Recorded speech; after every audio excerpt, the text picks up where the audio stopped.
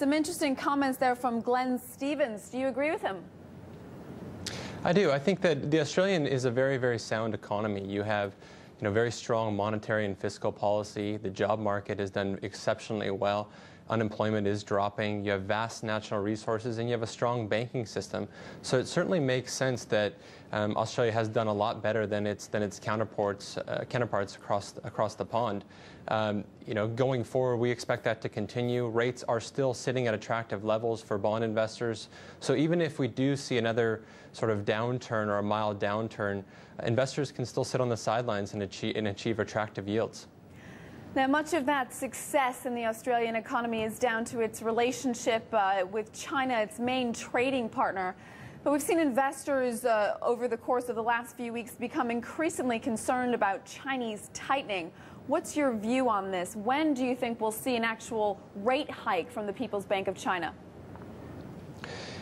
I think that the Chinese are going to be very meticulous when they start to raise rates. I think that goes along with the rest of the world. Certainly, a lot of the central bankers are going to come out and start talking the market up like they're actually going to be raising rates.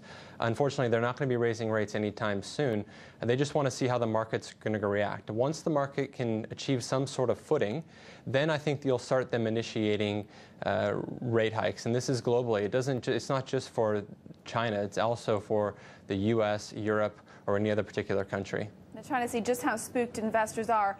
Well, investors have been extremely worried about Greece. Investors right around the world. Tell us why this is such a concern for people all over the world.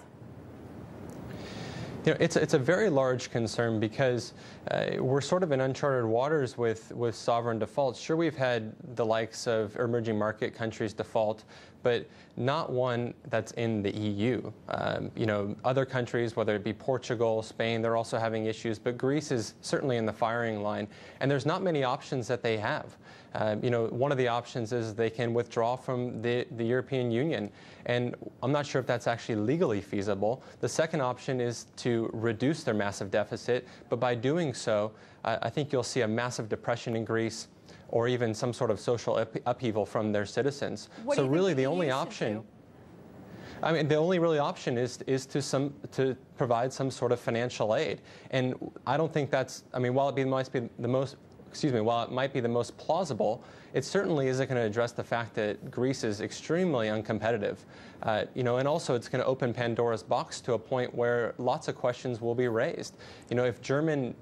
If Germany and France bail out Greece, what does that mean for German and French voters? Are they not going to be happy with their tax dollars being used to bail out a country?